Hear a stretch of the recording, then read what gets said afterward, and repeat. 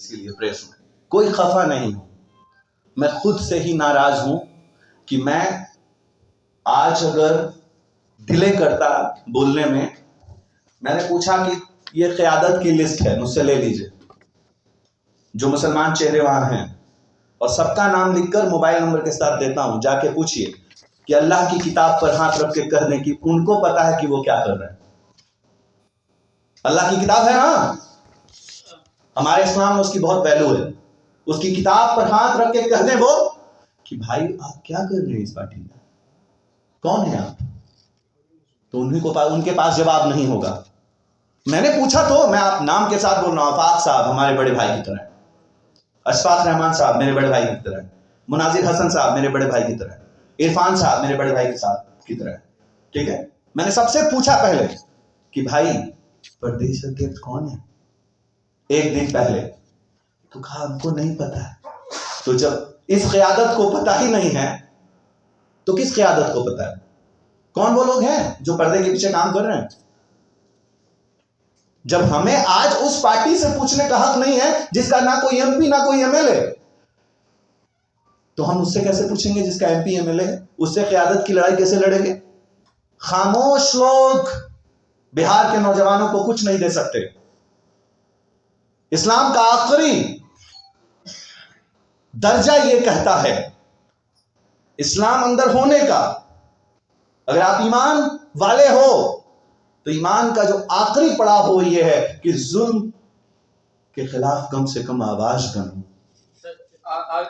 अमर सिंह, कहीं आप दूसरा पार्टी तो आप कोई पार्टी नहीं ज्वाइन करने जा रहे हैं, वादा करते हैं कोई पार्टी नहीं ज्वाइन करेंगे, लेकिन एक वादा और कर रहे हैं, जो पार्टियां चलेंगी उसके विपक्ष में हमेशा खड़े रहेंगे ताकि विपक्ष जिंदा रहे। कोई पार्टी में नहीं जा रहे हैं अभी, कोई पार्टी। हाँ, एक बात समझ लीजिए, क़यादत की बात हो रही है, मैं 43 मुसलमानों के नाम की मांग कर रहा हूं अर्जेंटली। क्यों अर्जेंटली भाई? कहीं ऐसा तो नहीं कि जेडीयू छोड़कर आने वाले, आरजेडी छोड़कर आने वाले, बीजेपी छोड़कर आने वाले मुसलमानों का इंतजार किया जा रहा है? तो क़यादत फिर वही गूंगी बैरी होगी। जो नौजवानों ने 2 साल सींचा है इस अभियान को, पार्टी उनकी है, किसी के अब्बा जान की नहीं है, पहले समझ लीजिए, किसी के अब्बा जान की पार्टी नहीं है। पार्टी उनकी है जिन्होंने काले से काना मिलाकर धूल चाटे हैं। पार्टी उनकी है जिन्होंने कैंप में रातें गुजारी हैं। पार्टी उनकी है जो हिंदू मुस्लिम सिख ईसाई की एकता को लेकर के नौजवान अपने नौकरियों को छोड़कर कर आया था। पार्टी उनकी है, पार्टी किसी के अब्बा जान की नहीं है, याद रखिए। Yes please. आरोप लगता रहा है कि सत्ताधारी जो बीजेपी की पार्टी है उसकी बीच में मांगते हैं, क्योंकि आपने भी आरोप अभी लगाया कि सत्ताधारी जो पार्टी है उनके संरक्षण में प्रशांत किशोर शायद काम कर रहे हैं। मुझे नहीं पता, मैं सच बोलता हूं, झूठ नहीं बोलता। मुझे वहां रहकर ऐसा नहीं लगा कि वो बी टीम है। क्यों नहीं लगा? क्योंकि मेरा मैथ इतना कमजोर नहीं, मैं बिहारी आदमी हूं। 243 सीट पर जब इलेक्शन लड़ा जाएगा तो बीजेपी के खिलाफ भी लड़ेगा, लेकिन ये ऐसी पार्टी होगी जिसमें क़यादत सिर्फ एक इंसान की होगी, और ऐसे पार्टियां नहीं चलती। पार्टी का मतलब अर्थ होता है ग्रुप, पार्टी मतलब जमावड़ा। तो जमावड़ा ही नहीं है, यहां एक इंसान है जो एक अकेली बात कर रहा है। किसकी? प्रशांत किशोर पांडे जी की, उनकी क़यादत में है पार्टी अभी। और एक बात बताऊं, मैंने वहां के कई आईएएस आईपीएस से बात की है, आईजी आईपीएस आईएएस, उनसे पूछा कौन होगा भाई प्रदेश अध्यक्ष? हमको नहीं पता अंबर भाई, आप आदमी तो बहुत अच्छे हैं, लेकिन अगर आप पता होता तो बता देते। यानी उनके साये को भी नहीं पता। तो फिर कौन है पर्दे के पीछे? कौन बना रहा है ये सब कुछ? इसीलिए मैंने लाइव होकर सब कुछ बात बताई आपको। और कल आप कहते क्या, अरे अभी तो लिस्ट आई नहीं, आपका नाम उसमें नहीं है इसीलिए आप बोल रहे हैं। अभी कोई लिस्ट, अच्छा एक मिनट, प्रशांत किशोर जी ने क्या कहा था कि आज प्रदेश अध्यक्ष का ऐलान कर रहा हूं और कल प्रेस के माध्यम से कमेटी का ऐलान हो जाएगा। आपको मिला है क्या? बता दीजिए, कोई यहां पे प्रेस के लोग हैं, बताइए, देश को बताइए। कथनी और करनी में फर्क नहीं होना चाहिए। मैं प्रदेश अध्यक्ष महोदय के पास गया, मैंने कहा सर क्या आपका मोबाइल नंबर है? कहा कि अभी पार्टी ने दिया नहीं। हाँ, क्या है ये? What is this? प्रदेश अध्यक्ष के पास मोबाइल नंबर नहीं है तो फिर तो प्रदेश अध्यक्ष बनने से पहले इसका मतलब वो पार्टी के कोई कार्यकर्ता भी नहीं थे। अमरजीत, क्या प्रशांत किशोर से इस मामले को लेकर मिले आप? प्रशांत किशोर जी से जो 40 क़यादत है उनकी भी हैसियत नहीं हो रही है कि वो बात करें। मैंने सामने से बोला, सुनिए, मैं यहां से सामने से बोल रहा हूं ना, ऐसे देखिए लाइव है, press conference is live today. तो बात करने को तैयार नहीं है, किसी से कोई भी बात वो नहीं करते हैं। क्या मजबूरी क्या है लोगों की जो नहीं बात कर रहे हैं? आप अकेले बोल रहे हैं, बाकी जो है मैं तो देखिए मैंने कुर्सी लगाई थी, देख रहे हैं ना, ठीक है, लेकिन मैं पूछ तो रहा हूं, मैं तो पूछ रहा हूं कि जो इस मुसलमानों की क़यादत के लिए कल गांव जाएंगे, मैं उनसे अभी पूछ रहा हूं इस मीडिया के माध्यम से कि इतना बड़ा रैली हुआ, इतने बड़े बड़े वादे किए गए मुसलमानों के साथ, एक इतनी बड़ी सभा बाबू सभागार में बनाई गई जिसमें सिर्फ मुसलमान है। मैं उन सब मुसलमानों को अल्लाह का शाहिद रख के, अल्लाह को हाजिर नाजिर रख के पूछ रहा हूं। किसी से पूछने वाला नहीं है कि बस में अंदर कौन है। क्या इस व्यवस्था के साथ बिहार बदलेगा? क्या ऐसी व्यवस्था, पूछा मैंने कि भाई ये क्या है, तो कोई ऐसी व्यवस्था से बिहार बदलेगा? तो this is all about the whole party system. And भाई, मैं सभी बिहार के लोगों से कह रहा हूं, मैं ऐसी क़यादत करने नहीं आया था, ना ऐसी क़यादत करने का कोई शौक है। बेजुबान लोगों से मुझे पहले भी नफरत है। अरे यार, तुम जिंदा हो इस बात का सबूत इतना है कि जुल्म हो रहा है, तो जुल्म के खिलाफ आवाज बनो। यहां तो पार्टी बनी भी नहीं है, लेकिन जो मुसलमान क़यादत है उसके साथ भद्दा मजाक हो रहा है। 43 मुसलमानों के नाम, जो भी मेरे बाद, आज मैं नहीं हूं पार्टी में, आपने पार्टी छोड़ दिया? मैंने आज ये बात कह रहा हूं क्लियरली, मैं आज भी, मैं आपको बताना जरूरी समझता हूं कि मैं कभी किसी पार्टी का हिस्सा नहीं था। मैं किसी भी पार्टी का हिस्सा कभी नहीं था। अवैस अंबर नाम है मेरा, मैं अभियान का हिस्सा था। मैं कभी किसी पार्टी का हिस्सा नहीं था। मेरा कोई एक कागज बता दे कोई कि मैंने कहीं पार्टी साइन किया है, कोई एक फॉर्म भरा है। लेकिन जब कोई नौजवान आवाज देगा कि बिहार बदलने वाला है, तो कहेंगे कि संस्थापक सदस्य हैं अभी। लेकिन मेरा सवाल यह है कि वो 40 नाम 43 पहले कहा गया, देखिए मैं आपको बताता हूं, आप लोग पहले वीडियो निकालिए प्रशांत जी का। पहले कहा गया 61 मुसलमान लड़ेगा, फिर कहा गया 43 मुसलमान लड़ेगा, फिर 243 का जो आपको 18% होता है वो है 42 पॉइंट समथिंग, मतलब 43, तो 43 होता है। लेकिन जब 1 तारीख को मुसलमानों की सभा हुई तो उसमें कहा गया 40, वीडियो निकाल लीजिएगा, उसमें कहा गया 40 मुसलमान लड़ेंगे। तो इलेक्शन अभी भी नहीं, 60 से हम 40 पे आ गए। 3 और कहां गया भाई? 3 और कहां है? 3 विधानसभा का क्यों हमसे छीन लिया गया? तो ओवरऑल क्या लग रहा है? तो मुझे यह लग रहा है कि मुझे एक और भी बात करनी है देश से। मैं अल्लाह से दुआ करते हुए कह रहा हूं, या मौला, ऐसा कोई मुसलमान कभी भी नेता ना बने जो गूंगा भी हो और बहरा भी हो। ऐ अल्लाह, उन्हें गारत कर दीजिए। ऐ अल्लाह, उनको तबाह कर दीजिए। क्यों? क्योंकि ऐसे लोग कभी किसी के फायदेमंद नहीं हो सकते, क्योंकि ईमान का जो आखिरी दर्जा है वो उसमें भी नहीं आता है। 25 सितंबर को आपने प्रेस कॉन्फ्रेंस किया था, कहा सारे इशू सॉल्व हो गए हैं, हम फिर से हम जिम्मेदारी में लेंगे, बेला जिताएंगे। तो बेला के लिए पूछे तो जाके, कल भी बैठक हुई, परसों भी बैठक हुई। बेला अमजद भाई को मिलना चाहिए। मैंने सर्वे में सब कुछ पता करके लिस्ट में दे दिया।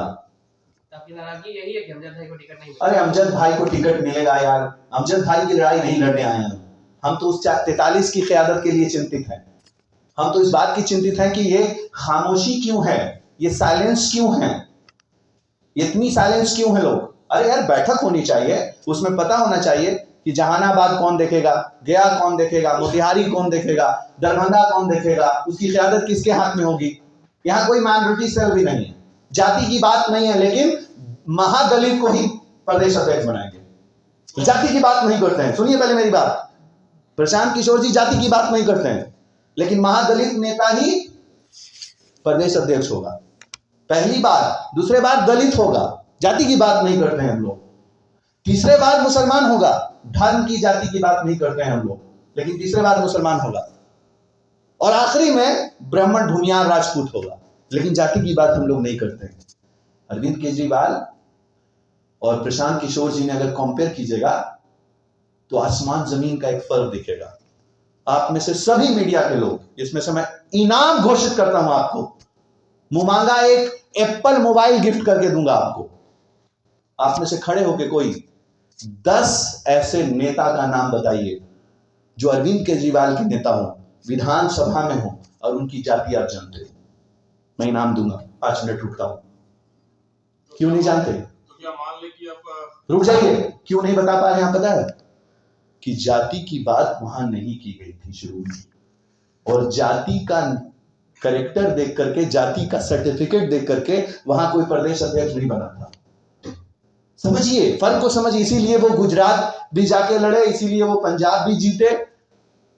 और शिक्षा में जो बदलाव की बात थी, मैं अरविंद केजरीवाल जी के पास भी गया था। मुख्य 3 नेताओं का नाम तो हम बता सकते हैं। मुख्य 3 नेता नहीं पूछे मैंने, मुख्य 10 नेता विद जाति। हम आपको एक बात, हाँ, मैंने आपसे क्या बोला? एक सवाल ये भी उठता है जी। कि कहीं ऐसा तो नहीं है कि ओवैस अनवर अपने लिए किसी खास पद को प्राप्त करना चाह रहे थे, हाँ। और वो पद, वो तरजीह ओवैस अनवर को नहीं मिला, इसलिए ओवैस अनवर नाराज है। एक काम करता हूं, मैं आपके माध्यम से प्रशांत जी को मैसेज दे दीजिए, मुझे पूरे प्रदेश से कहीं से इलेक्शन नहीं लड़ना है, कहीं से भी नहीं लड़ूंगा, ठीक है? और जो जगह से लड़ेगा कोई, उसको सब संसाधन में मैं उसकी मदद करूंगा। मैं 277 कॉलेज मालिक का एसोसिएशन में हूं, कॉलेज के मालिक के साथ, सबसे चंदा करके उसको दूंगा, ठीक है?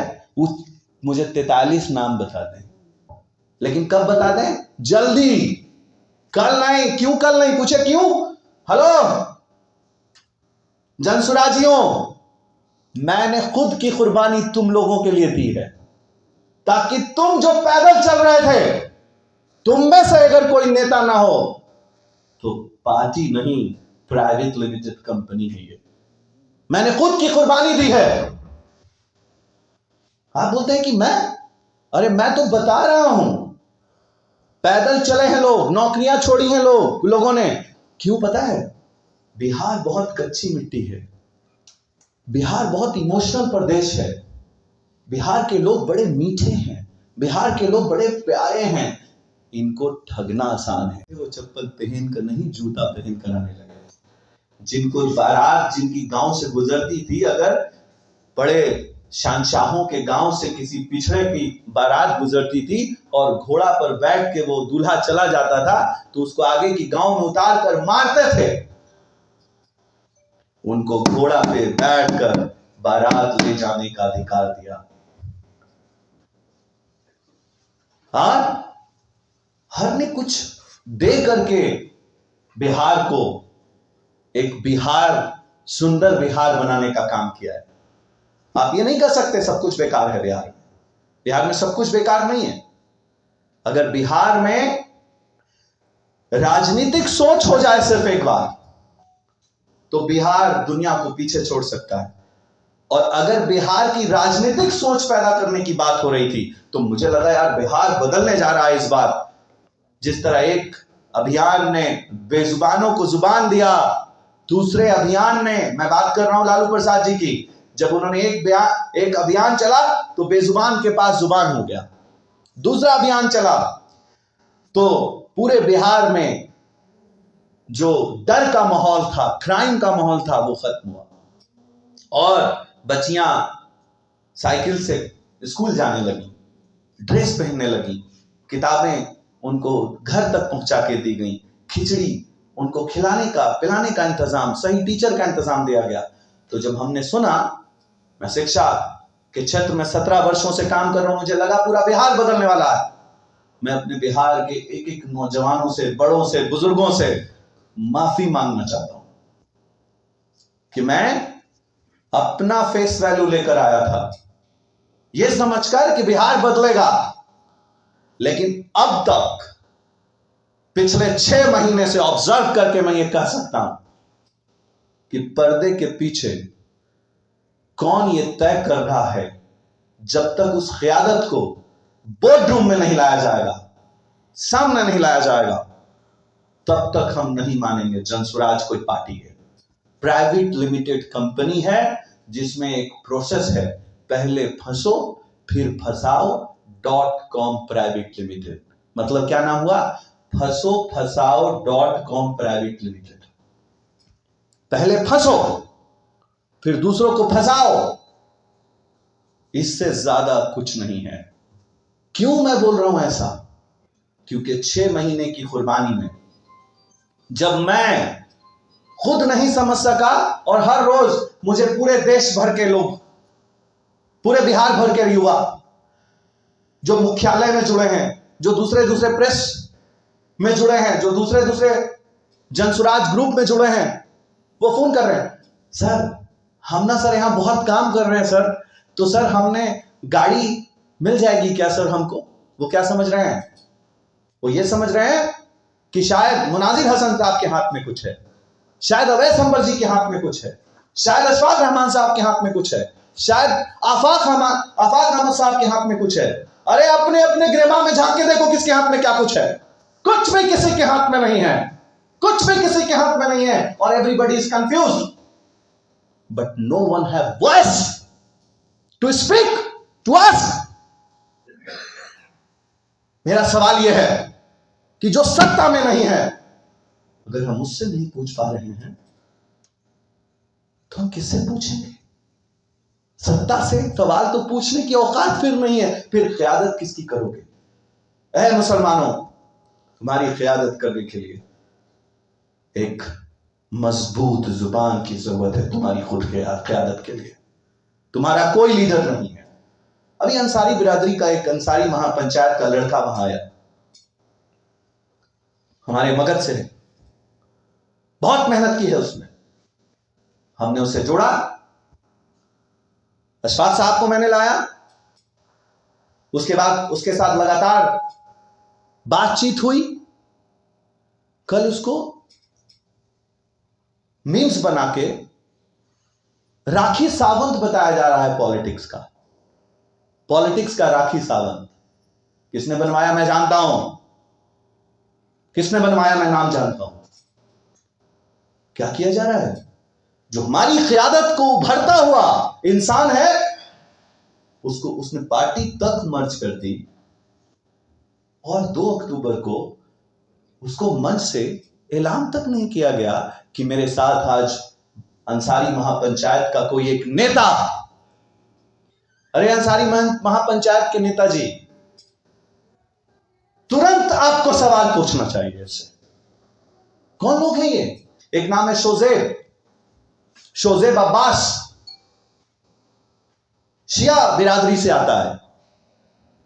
साथ साथ हर जगह उसको आप देख सकते हैं प्रशांत जी के साथ मीठी मीठी बातें करके, अल्लाह रसूल की बातें करके मुसलमानों के बीच जाते हैं, मुसलमानों की क़यादत को चुनते हैं। और ये हालत ऐसी है कि जैसे बस, खाली बस होती है तो खाली बस में भर दिया गया, बैठिए बैठिए बैठिए बैठिए, ये बस यहां जाने वाली है भाई साहब, वो बताया जाता है उनको। और फिर सारे लोग जब बस में बढ़ जाते हैं तो फिर बस भर जाती है, तो फिर बस के आसपास लटकाया जा रहा है सारे बस के। मैं अल्लाह को शाहिद रखकर, भगवान की शपथ लेकर वादा कर रहा हूं इस जगह से बैठकर कि एक भी छात्र, हिंदू मुस्लिम सिख ईसाई, किसी जाति किसी धर्म का, अपने दरवाजे से उसे खाली हाथ नहीं जाने दूंगा। जो पढ़ाई कहेगा, जो चीज पढ़ना चाहेगा, उसको जीरो कॉस्ट पे पढ़ाऊंगा गोद लेकर, उसको जीरो कॉस्ट पे गोद लेकर पढ़ाऊंगा। उसे 1 रुपया भी कोई फीस देने की जरूरत नहीं होगी। ये मेरा आपसे वादा है। 38 जिला के हर बच्चे को मैं आह्वान कर रहा हूं, और जो भी बच्चा पढ़ना चाहता है, इसीलिए मैंने ये प्रपोजल देना था मेरे दोस्तों कि अगर हायर एजुकेशन की इंपॉर्टेंस से हम इनकार कर दें चीजों को, हायर एजुकेशन में क्या, आप जान लो मेरे दोस्त, भारत का वर्तमान समझना होगा, भारत का वर्तमान और भारत का इतिहास समझना होगा।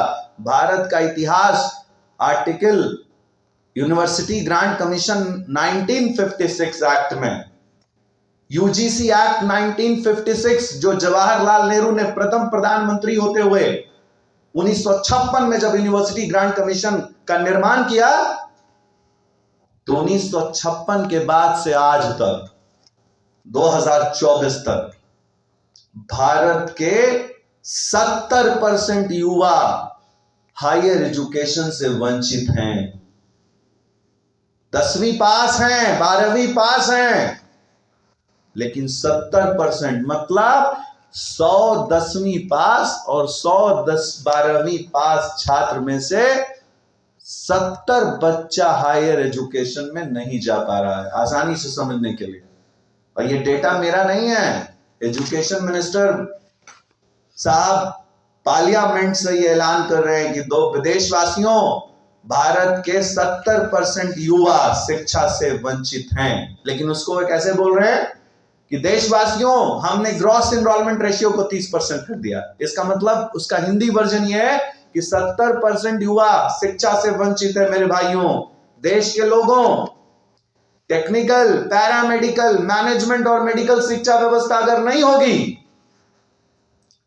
तो मजदूर होंगे हमारी औलादें, मजदूर होंगी हमारी औलादें, हमारी नस्लें, और उसी मजदूर को बनाने के लिए कई जगहों पर छोटे छोटे स्किल सिखाने की कोशिश की जा रही है। स्किल इंडिया का योजना तैयार किया गया है ताकि कोई छोटी मोटी चीजों से आपको तैयार किया जा सके, छोटे मोटे रोजगार दिलाए जा सके। पंखा बनाना आ जाए, एसी बनाना आ जाए, मोबाइल बनाना आ जाए, माइक बनाना आ जाए, हलवा बनाना आ जाए, आपको टोपी और चोगा पहनकर लोगों को रेस्टोरेंट में थाली लेकर आपको खाना परोसना आ जाए, किचन में खाना बनाना आ जाए, स्किल्ड हो जाएं आपके युवा। लेकिन याद रखना, वैश्वंबर का नाम ये कह के जाऊंगा देश से कि जब देश में युवा स्किल्ड होगा तो मजदूर होगा, अगर शिक्षित होगा तो सरकार से सवाल पूछेगा, और सरकार से सवाल पूछने के लिए उसे टेक्निकल, पैरामेडिकल और मैनेजमेंट की व्यवस्था से मजबूत करना होगा मेरे दोस्तों। और आज इसकी कीमत पूरे भारत में फीस फिक्सेशन कमेटी की रिपोर्ट कहती है कि पढ़ाने की कीमत मिनिमम 2,70,000 रुपया से 3,99,000 तक रखी गई है, और खाने की कीमत 3 लाख रुपया है। 5,000 रुपया महीने से लेकर 6,000 रुपया महीना, तो 12 छके 72, और 72 को 12 से गुना कर दीजिए तो मिनिमम 7 चौके 28, 280 मिनिमम। अगर 70,000 रुपया रेट भी है खाने का 6,000 रुपए के हिसाब से, तो 280, यानी 280 खाने का और 280 मिनिमम पढ़ाने का। न राधे के 9 मन होगा, न राधे नाचेंगे। अब आपको यह बात मैं क्यों कह रहा हूं भाई साहब, कि फीस फिक्सेशन कमेटी की रिपोर्ट कहती है कि भारत के 70% से ज्यादा ऐसा परिवार है जिसकी आय 3 लाख से कम है। ये मैं नहीं कह रहा, जा गूगल कर लीजिए। तो अगर 3 लाख रुपया हम कमा रहे हैं साल का, और हम खाएंगे भाई, अगर हम दो हमारे दो हैं और खिलाकर पढ़ाना है तो 12 लाख रुपया चाहिए 2 बच्चों को पढ़ाने के लिए मिनिमम। तो मेरे दोस्तों, फीस फिक्सेशन कमेटी की रिपोर्ट के हिसाब से हमें क्या सॉल्यूशन चाहिए आपको? आप बोलेंगे खाली आप प्रॉब्लम बता रहे हैं, सॉल्यूशन बताइए। तो सॉल्यूशन यह है कि जब पूरी दुनिया शिक्षा को सस्ता कर रही है, फ्री कर रही है, तो हमारी सरकारें, हमारे लोग, हमारे अपने कलेजे के टुकड़ों को मजदूर बनाने के लिए योजनाएं ला रहे हैं, टैक्स लगा रहे हैं किताबों पर, कॉलेजों पर, एग्जाम फीस पर, यूनिवर्सिटी ग्रांट कमीशन की सबमिट फीस पर टैक्स लग रहा है। इस पर विचार करने की जरूरत है। अब आइए लास्ट इंपॉर्टेंट लाइन जो मैं आपके सामने रखना चाहता हूं। अगर हायर एजुकेशन को सस्ता नहीं किया गया तो हम भूटान से पीछे हो जाएंगे। भूटान का ग्रॉस एनरोलमेंट रेशियो, जो हमारे पैसों पे पल रहा मुल्क है, भूटान का ग्रॉस एनरोलमेंट रेशियो, नेपाल का ग्रॉस एनरोलमेंट रेशियो, बांग्लादेश जिसको आप टीवी चैनल पे बताते हैं कि वो देश तरक्की शुदा है कि नहीं, उसका ग्रॉस एनरोलमेंट रेशियो हमसे बेहतर है। चाइना का ग्रॉस एनरोलमेंट रेशियो हमसे बेहतर है। और सुनिए, फॉर्मूला देख लीजिए। अमीर देश देखना है, अमेरिका देखिए, कनाडा देखिए। आप अमीर देश देखना चाहते हैं, ऑस्ट्रेलिया देखिए। और एक फार्मूला समझ लीजिए, 90+ ग्रॉस एनरोलमेंट रेशियो जिस देश का है, उसकी जीडीपी, उसका डॉलर सबसे महंगा है। एक फार्मूला दे रहा हूं, देश का नाम लिखिए अमेरिका, फिर लिखिए ग्रॉस एनरोलमेंट रेशियो और उसका पैसा का वैल्यू देख लीजिए। इसका मतलब यह है कि शिक्षा मात्र उपाय है देश की तरक्की का, और देश तभी तरक्की होगा जब शिक्षा से युवाओं को जोड़ा जाएगा। तो मैंने अपने पार्टी के मुखिया से पूछा कि पहला वोटर के लिए जो 18 साल की उम्र का होगा, उसके लिए हम लोग के पास क्या है भाई? उसके लिए हमारे पास क्या, जो 18 साल का है? तो हम लोग के जो मुखिया हैं, नए प्रदेश अध्यक्ष जो हैं, उन्होंने बताया कि हम पूछ के बताएंगे, बताते हैं, बात करते हैं। इसका मतलब हर किसी को हर बात पता तक नहीं।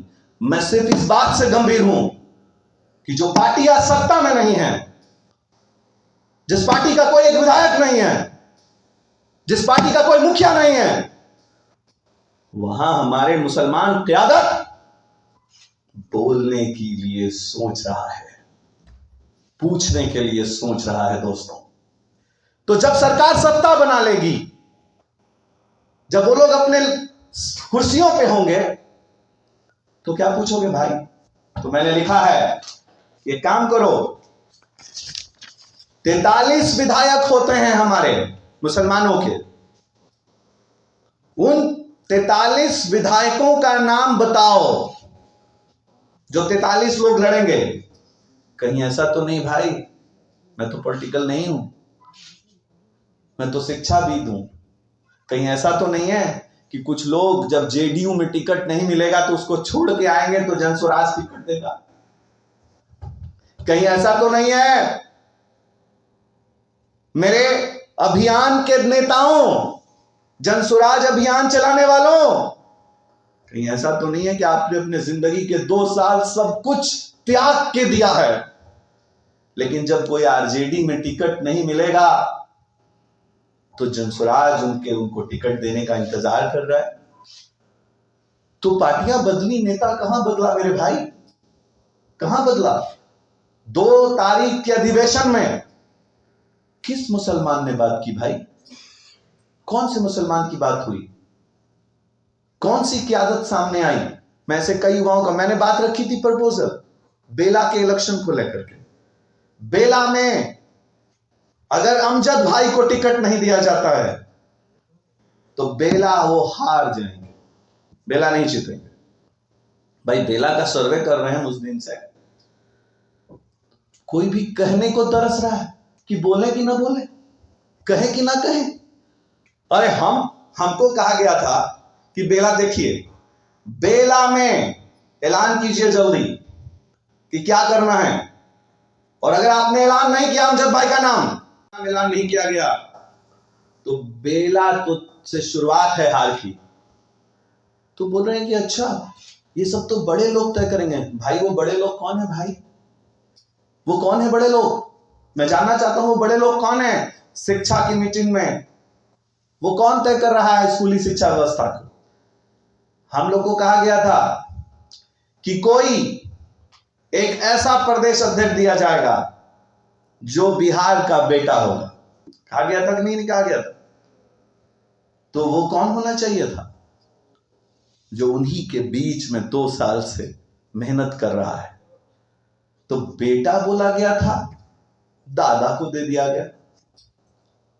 बेटा की बात हुई थी ना भाई, कि दादा की बात हुई थी? बेटा चाहिए। क़यादत नौजवानों के बहुत हो चुकी जी हुजूरी उन सबों के दरबार में। अब युवा बैठना चाहिए कोई सरकार में। ये नहीं चलेगा। क्या मजाक है भाई?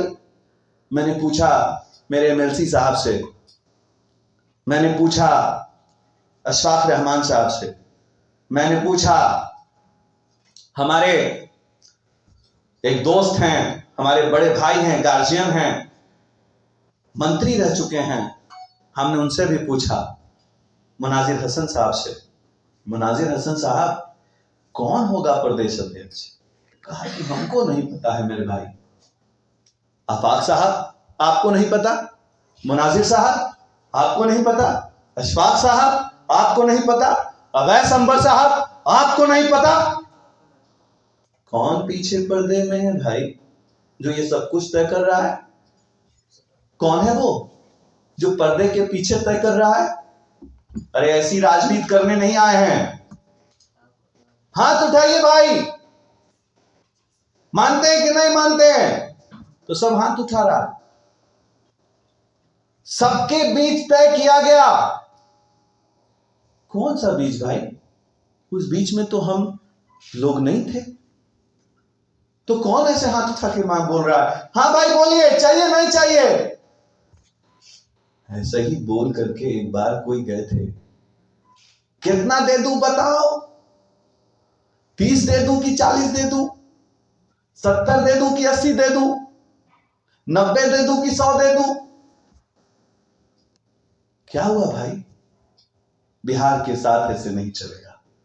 तो जो सत्ताधारी पार्टियां हैं, अगर वो हमको लीड कर रही हैं, तो सच में मैं उनका हाथ जोड़ के उनसे मांगने की हैसियत नहीं है जब हमारी, तो हाथ जोड़ के उनके सामने प्रणाम कर रहे हैं। लेकिन जो अभी अभी जन्मा है, उससे निगोशिएशन वो नहीं कर पा रहे हैं जिनसे हमें अपनी क़यादत की उम्मीद थी। हमसे क़यादत की उम्मीद क्या कर रहे हो? हम तो शिक्षाविद हैं, हम तो 4 दिन पहले आए हैं राजनीति के अंदर, और मैंने आकर क्या देखा? नौजवानों बिहार के, मैंने देखा राजनीति के अंदर जाके कि मेरे दोस्त, ये हम लोगों के बस का नहीं है। नौजवानों अपने काम में लगो, अपनी पढ़ाई में लगो। ये लोग वो लोग हैं, अगर आपको राजनीति करनी है ना, तो पूरा देश पहले शिक्षित करना होगा। जब लोग शिक्षा से जुड़ जाएंगे।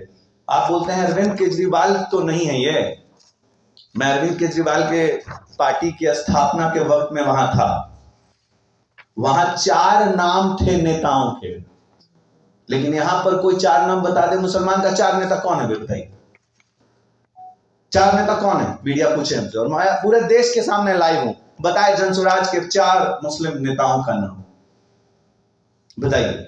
जब मैंने उन 4 को पूछा, बोले हमको नहीं पता प्रदेश अध्यक्ष कौन है। तो नेता कैसे हुआ भाई? नेता कैसे मानेंगे? तो सबसे बड़ी बातें हैं। मेरा आज का प्रेस मौजू है शिक्षा। जब मुझसे ही नहीं शिक्षा की राय ली गई, तो उन्होंने यह साबित कर दिया कि अवैस अंबर जी शिक्षाविद नहीं है। तो अगर शिक्षाविद मैं नहीं हूं, तो मैं उनसे सवाल पूछ रहा हूं कि शिक्षा पर 10वीं में आप क्या दे रहे हैं? 1 मिनट, ये आपका मोबाइल है, ये आपका माइक है, आपके माइक को मैंने हाथ में ले लिया और फिर आपसे कहा कि आपको अभी हमने गिफ्ट दिया ना, आप ही को वापस कर दिया। जो चीज आपकी है वो मैं आप ही से लेके आप ही को वापस कर दूं, तो वो आपकी चीज मैंने आपको दी नहीं ना। गौर से समझने की बात है।